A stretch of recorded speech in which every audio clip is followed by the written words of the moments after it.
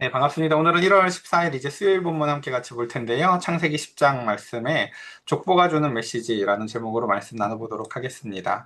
그러니까 앞에 이야기들 이제 사실 9장 마지막 부분을 우리가 못 봐서 이제 그걸 제가 표로 이렇게 표 하나로 이렇게 좀 정리해서 한번 얘기를 해보고 싶은데 사실 노아의 홍수의 이야기가 사실 그 드러내주는 이야기가 있는데 그게 뭐냐면 바로 하나님이 인간을 멸절시키고 뭐 어떤 사람은 따로 살려주는 방식이 사실은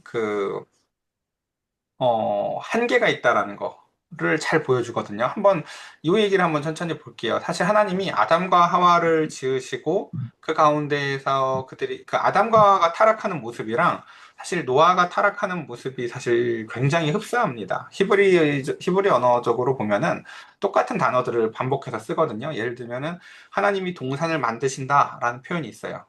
근데 노아도 봄 포도나무를 그때 똑같이 심어요. 이 심다라는 단어가 똑같은 단어고, 그리고 봄 그때 여자가 나무 열매를 따먹는다 라고 할 때 똑같이 봄 노아도 그 포도주물을 마시고 취하더라 라고 표현이 되어져 있고, 또 아담과 하와도 그들 자신들이 벌거벗었음을 깨달았다 라고 표현되어 있는 것처럼 그가 장막 안에서 노아도 벌거벗었더라 라고 기록을 하고 있고요.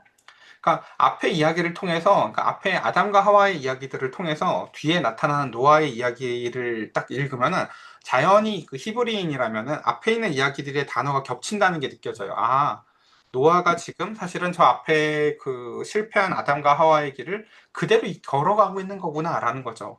그럼 우리는 이걸 통해서 사실 뭘 알아야 되냐면은, 아, 하나님이 무슨 이렇게 쓸데없는 사람들 싹 다 죽이고 의로운 노아 하나만 살려가지고 방주에 넣었다가 다시금 새로운 나라를 만드는 게 아니라는 걸 알아야 돼요, 사실은요. 예, 그쵸?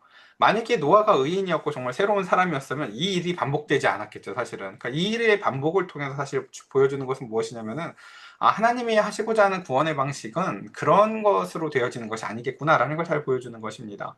그러니까 앞에서 계속해서 그래서 제가 사전에도 그런 얘기를 드렸었어요. 노아가 의인이라고 표기는 되어 있지만 그 이야기가 노아가 진짜 대단한 의인이라는 표현이 아니라 하나님의 은혜를 덧입은 사람이라는 표현이지, 노아도 결국 똑같은 사람이라는 것을 앞에 본문을 통해서 알 수 있죠. 그리고 그래서 제일 여러 가지 공통점이 있지만 보면 아담과 하와가 각각 뱀이 받는 저주, 여자가 받는 저주, 아담이 받는 저주가 있지만 노아는 그 가운데서 자신의 하체를 보고 그 가운데서 이제 함이 저지른 죄에 대한 이야기, 이 앞에 이야기 아시죠? 그러니까 노아가 술 먹고 이렇게 누워 있는데 이제 함이라는 자녀가 들어와서 그 가운데 죄를 저질러요. 근데 이 죄가 뭔지 정확히 몰라요. 한 세 가지 정도 되거든요. 첫 번째는 아버지를 직접 범한 동성일 수도 있고요. 아니면 엄마를 범한 근친상간일 수도 있어요. 그리고 아니면 세 번째 해석이 그냥 보고 나온 걸 수도 있어요. 이 세 가지 해석이 다 가능해요. 그러니까 근데 이제 이 세 가지가 다 가능해요. 어쨌든 간에. 근데 이제 우리 성경에서는 그걸 이렇게 보고 나온 것처럼 기록을 하지만 성경에는 보면요. 그냥 레위기나 이런 데서 보면 그 보고 나온 것처럼 하는 기록이요. 성행위로 기록하기도 해요. 자주요. 근데 중요한 건 뭐냐면, 그러니까 함이 진짜 아빠한테 잘못을 했든 엄마한테 잘못을 했든 혹은 그냥 보고 나온 거든 그게 무엇인지는 중요하지 않고요. 중요한 건 그가 그것을 나와서 떠벌렸다라는 거죠. 예, 그게 어떤 죄였든지 간에. 분명히 어떤 성적인 죄였어요. 그리고 그것에 대해서 나머지 두 자녀는 뒷걸음질 쳐서 들어가서 그것을 덮어준 행위를 통해서 우리는 그 마음의 차이를 알 수 있죠. 하나님이 이제 예를 들면 아담과 하와가 죄를 졌을 때 어떻게 하셨죠? 그들의 벌거벗은 가운데에, 그쵸? 가죽옷을 지어서 입혀서 그들의 벌거벗음을 가려주시는 게 하나님의 성품이라고요. 우리가 어떤 죄나 어떠한 연약함이나 어떤 더러움이나 어떤 취약함에 빠졌을 때 하나님은 우리의 마음에 밝게 빛을 비춰주셔서 죄의 책망은 받게 하시지만 동시에 하나님은 우리의 죄를 덮어주시고 가려주시고 대신 짊어져 주시는 분이시라는 거예요. 근데 함은 바로 그와 같은 하나님의 성품에 정반대되는 일을 하는 것을 우리가 볼 수가 있죠. 근데 그 저주가 어때요? 앞에서 보면 그 저주를 각각 뱀이 여자가 남자가 받았다면 함은 함한테 저주를 내리지 않죠. 그 자녀인 가나안의 저주를 내리는 걸 볼 수가 있어요. 그래서 그 뒤에 오늘 이제 10장의 말씀을 보면 이제 이런 얘기가 시작이 됩니다. 노아의 아들 셈과 함과 야벳의 족보는 이러하니라. 이제 이렇게 읽으면 뭐가 기대돼요? 셈, 야벳은 별로 관심이 없어요. 함의 자녀, 가나안이 과연 어떻게 될 것인가 라는 게 궁금해져야지 이제 앞에 이야기를 제대로 읽은 거겠죠. 그래서 셈, 함, 야벳의 족보는 이러하니라. 홍수에 그들이 아들을 낳았으니 라고 하면서 이 족보라는 장르를 통해서 이제 메시지를 전달할 거예요. 그러니까 이 족보는 누가 누구를 낳았는지에 대한 정확한 기록이 아니라 이거 장르라고 말씀을 드렸어요. 그러니까 정확하게 싹 다 기록하는 게 목적이 아니에요. 메시지를 전달하는 거예요. 족보라는 장르를 통해서. 그래서 이것을 거꾸로 야벳, 함, 셈 이런 방식으로 이제 족보를 거꾸로 다시 나열을 할 건데요. 제일 막내인 야벳의 족보부터 한번 짤막하게 봅시다. 야벳의 아들은 고멜, 마공, 마데, 야완, 두발, 메색, 디라스요. 고멜의 아들은 아스그나스와 리밧과 도갈마요. 야완의 아들은 엘리사와 달시스와 기띔과 도다님이라. 이들로부터 여러 나라 백성이 나뉘어서 각기 언어, 종족, 나라대로 바닷가의 땅에 머물렀더라. 이 이제 야벳의 자녀들은 이 지중해 인근으로 인해서 이제 굉장히 작은 족속이지만 굉장히 그래도 넓은 그 토지를 소유하게 되고 토지보다도 사실은 굉장히 좋은 땅을 유럽 이쪽으로 이제 소유하게 되는 것들을 볼 수가 있고요. 그 가운데서 창대케 되는 것을 볼 수가 있습니다. 가장 작지만 마치 그 유다 지파에게 포함되어진 지파처럼 그 가운데 가장 작지만 그 가운데에서 가장 이렇게 안전하게 그 가운데서 그들의 세력을 넓혀가는 것을 볼 수가 있고요. 그 다음 하메자들 이제 중요한 건 여기에요. 함의 아들은 구스, 미스라임, 붓, 가나안이요 라고 얘기해서 이제 앞에 보면 가나안이 저주받았던 이야기를 생각하며 봅시다. 구스의 아들은 스바와 하올라와 삽다와 라하마와 삽드가요. 라하마의 아들은 스바와 드단이며 구스가 또 니무롯을 낳았으니 그는 세상의 첫 용사라. 그쵸. 이제 여기서 보면 이제 두 명의 표현을 이제 나중에 두 명을 좀 더 상세히 기록하는 것을 볼 수 있는데 첫 번째 사람이 니무롯이라는 사람이에요. 이 사람이 뭐라고요? 세상의 첫 용사라라고 표현이 되어져 있죠. 그래서 그가 여호와 앞에 용감한 사냥꾼이 되었으므로 속담에 이르기를 아무는 여호와 앞에 니무롯같이 용감한 사냥꾼이로다 하더라라고 하면서 함의 자손들은 그 하나님의 은혜, 하나님의 목소리에 귀 기울이고 살기보다는 자신들의 이름을 내기를 좋아하고, 그러니까 인간이 제일 좋아하는 게 일단 첫 번째가 돈이거든요. 안정적인 삶. 그 다음에 돈 갖고 나면 갖고 싶은 게 두 번째는 명예예요. 이름 높이고 싶은 거. 그러니까 함의 자손들은 주로 이런 쪽에 초점이 맞춰져서 확장되어지고 많은 토지를 소유하게 되는 것을 볼 수가 있습니다.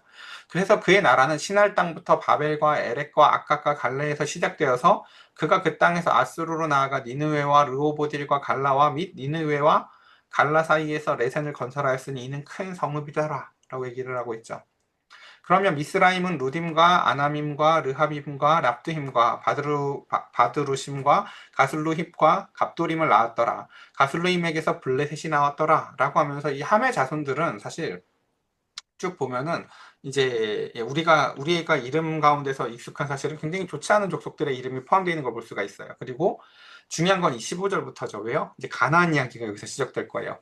가나안은 장자 시돈과 헷을 낳고 또 여부스 족속과 아모리 족속과 기르가스 족속과 히위 족속과 알가 족속과 신 족속과 아로아 족속과 스말 족속과 하마 족속을 낳았으니 이후로 가나안 족속이 흩어져 나아갔더라. 이 위에 나온 지금 족속들의 이름들 여러분 익숙한지 모르겠시겠는데 이스라엘의 7원수되는 족속들의 이름이 여기에 포함되어 있어요. 보면 다. 그러니까 그 가나안이라는 그 이제 족속들의 이름 그리고 가나안의 경계는 시돈에서부터 그라를 지나 가사까지와 소돔과 고모라와 아드마와 스보임을 지나 라사까지였더라. 이들은 함의 자손이라 각기 족속과 언어와 지방과 나라대로였더라. 이런 거죠. 그러니까 이 그림을 통해서 보여주고 싶은 게 뭐냐면요. 이제 야벳의 족속 그리고 이제 그 다음에 함의 족속이 어떤 차이를 보이느냐라는 거죠. 한번 우리 예를 들어서 우리 혜영 집사님에게도 자녀가 넷이 있잖아요. 그렇죠? 똑같이 엄마 아빠 밑에서 자라지만 그 가운데서 그 자녀들의 운명이 사실은 달라진다고요. 보면요.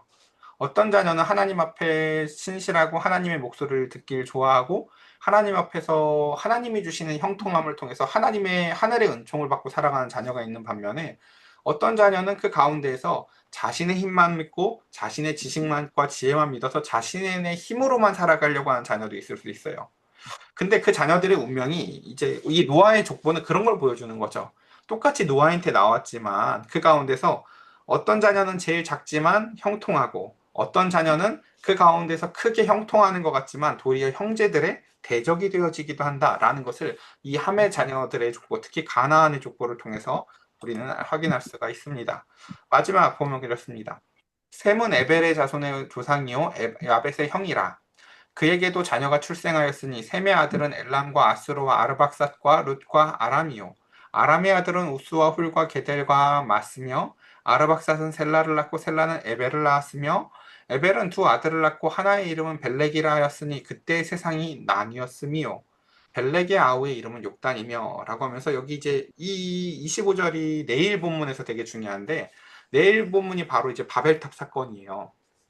근데 25절에 뭐라고 돼 있어요? 에벨은 두 아들을 낳았고 하나의 이름은 벨렉이라고 하였으니 그때의 세상이 뭐였다고요? 나뉘었다라는 거죠. 이 세상이 나눴다라는 표현이 뭐가 어떻게 나눴을까요? 바로 언어가 나눴다는 거예요. 이때 바로 바벨탑 사건이 있었을 때였구나라는 것을 이렇게 보여주는 거죠.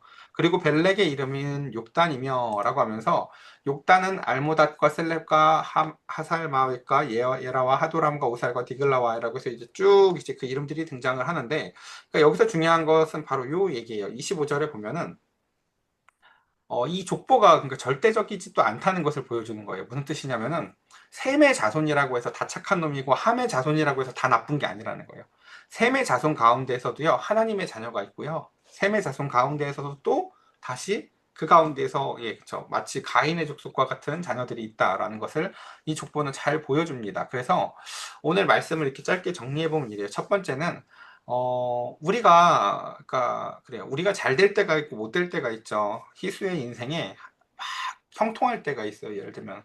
그 다 하나님이 우리에게 주시는 은총 때문이에요. 하나님이 주시는 은혜로 말미암아 우리가 잘 깨닫지 못하지만 그 가운데서, 그렇다고요. 제가 희수한테도 설명을 했는지 모르겠는데, 어, 사람은, 무언가 자신의 힘으로 안 된다고 막 깨달아지는 인생의 순간을 맞이할 때가 있거든요. 아무리 노력을 해도.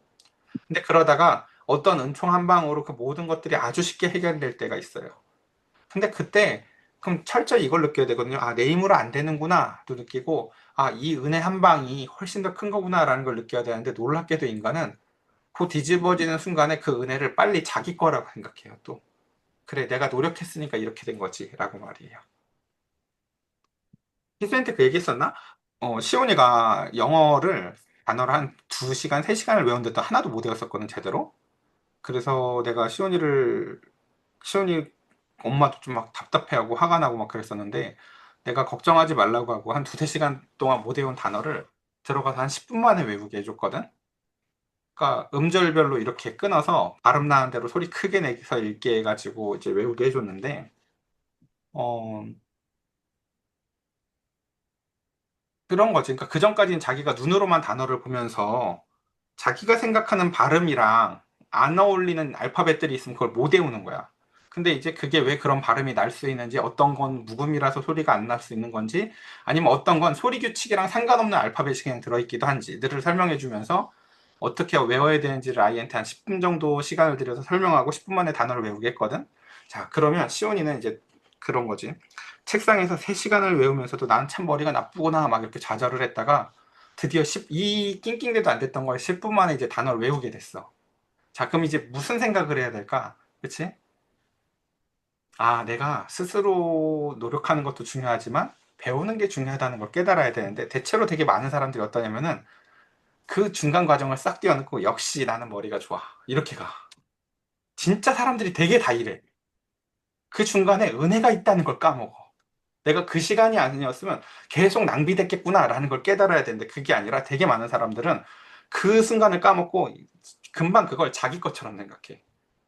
그걸 가르쳐 준 사람이 있었다는 걸 잃어버린다고 사실은. 그게 바로 인간의 속성이고 성경이 잘 말해주는 인간의 모습들이에요. 그래서 히브리 조상의 조상인 아까 에벨이 있었고 또 함의 자손인 님으로 자기의 이름만 내기만 좋아하는 첫 용사가 있었듯이 이런 것들이 있었다는 거. 제일 마지막 이야기가 그래서 핵심인데 이 족보가 마치 착한 놈과 나쁜 놈의 족보가 따로 있는 게 아니라 사실 족보는 오늘날도 얼마든지 만들어진다는 걸 잘 보여줘요. 하늘의 소리를 따라 산 셈의 후손 가운데에서도 바벨의 길을 가는 욕단이 있고 언약의 길을 간 또 벨렉이라는 사람이 있듯이 그러니까 이런 거 안 맞다는 거예요. 나 엄마 닮아서 그래. 나 아빠 닮아서 그래. 그런 거 절대 허용되지 않아요. 우리의 족보는 그 가운데서 우리가 하나님을 신실하게 의지하고 하는 우리의 믿음의 선택에 달려 있다라는 것입니다. 그래서 우리 희수가 그래요. 우리 애들도 자꾸 공부하다 보면 이렇거든. 예를 들어 공부를 뭘 잘 못해. 그럼 이거 아빠 닮아서 그래, 엄마 닮아서 그래. 이렇게 탓을 했다가 뭐가 잘 되면은 역시 내가 훌륭해서 그래. 이렇게 잘 그럴 수 있어요. 근데 그런 거 아니다라는 거예요, 사실은요. 예. 그러니까 그거보다 더 중요한 것은 항상 우리의 삶에 제일 크게 영향을 미치시는 분은 사실은 하나님의 은혜다라는 거 기억하면서 희수가 호주에서 살 때에도 수많은 사람들이 노력과 계산을 가지고 살 때 희수는 그 가운데서 은혜를 가지고 살아서 남들이 노력으로 해결하지 못했던 많은 일들이 형통하여지고 기쁘고 감사함으로 늘 마음의 기쁨과 즐거움이 가득 충만하기를 간절히 축복합니다. 자, 제가 기도하고 마치겠습니다. 하나님, 우리 사랑하는 또 우리 희수, 또 우리 필세 이사님, 또 우리 어머님과 함께 같이 저녁 시간 함께 같이 잠시 짧게나마 창세기 10장의 본문을 살펴보았습니다. 노아가 또 다시 제2의 아담으로 그 가운데서 방주에서 나와 그 가운데 제일 처음에 그려지는 그림이 또다시 첫 아담처럼 실수하고 범죄하는 모습임에도 불구하고 하나님은 신실하게 그 후손들을 또다시 온 세계의 만방으로 퍼뜨리시며 그들을 창대케 하십니다. 그러나 그들은 또다시 나뉘고 그들은 또다시 죄를 범죄합니다. 그 자손, 셈의 후손 가운데에서도 또다시 선한 자손과 악한 자손이 등장하기도 합니다. 우리가 그 가운데서 족보를 믿고 사는 자들이 아니라 나의 종교를 믿고 사는 자들이 아니라 하나님 아버지 주께서 주시는 말씀 가운데에서 그 말씀에 부딪힌 가운데에 신실한 선택들을 하게 하여 주셨고 하나님을 믿는 자녀로서 우리 사랑하는 특히 희수에게 하나님 먼 땅 가운데에 있으나 하나님과 가장 가까운 자녀 되게 하여 주시옵고 하나님이 주시는 마음의 기쁨과 충만함이 하나님 희수에게 가장 큰 힘과 능력 되게 하여 주시옵소서. 우리 주 예수 그리스도의 이름으로 기도드렸사옵나이다. 아멘.